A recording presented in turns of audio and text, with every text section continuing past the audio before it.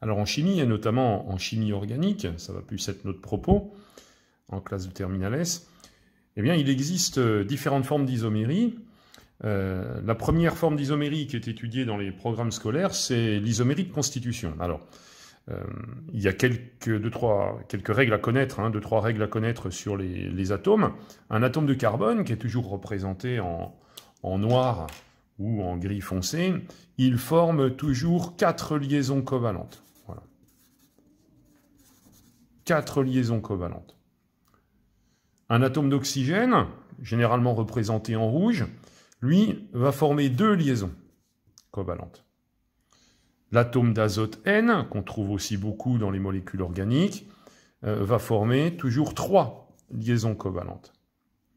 Et puis, le petit atome d'hydrogène, qu'on trouve également beaucoup dans les molécules organiques, va toujours former une et une seule liaison covalente.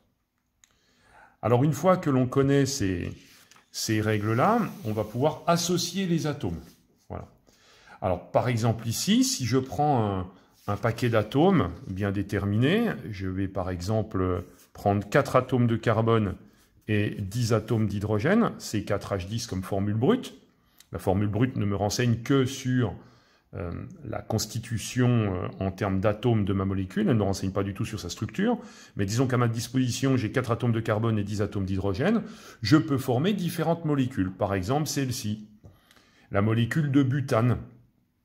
1, 2, 3, 4 atomes de carbone, en chaîne linéaire, et puis 3, 4, 5, 6, 7, 8, 9, 10 atomes d'hydrogène, c'est 4H10.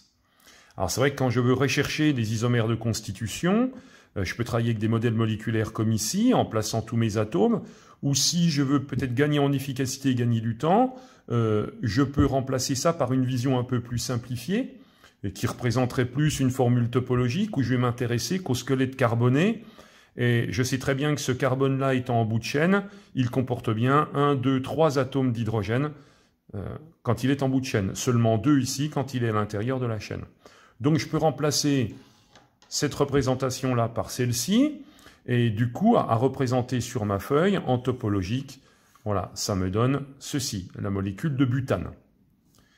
1, 2, 3, 4 atomes de carbone. CH3, CH2, CH2, CH3, ça me fait bien 3 et 3, 6, 7, 8, 9, 10 atomes d'hydrogène. C'est bien C4H10, le butane. Maintenant, existe-t-il une autre molécule composée exactement des mêmes atomes, mais qui serait radicalement différente du butane? La réponse est oui. Il suffit pour ça de raccourcir la chaîne carbonée et de placer l'atome de carbone ici. J'obtiens cette molécule qui est là. Alors, si je veux la représenter en topologique, ça va me donner cette représentation qui est ici. Un CH3, CH3, CH3.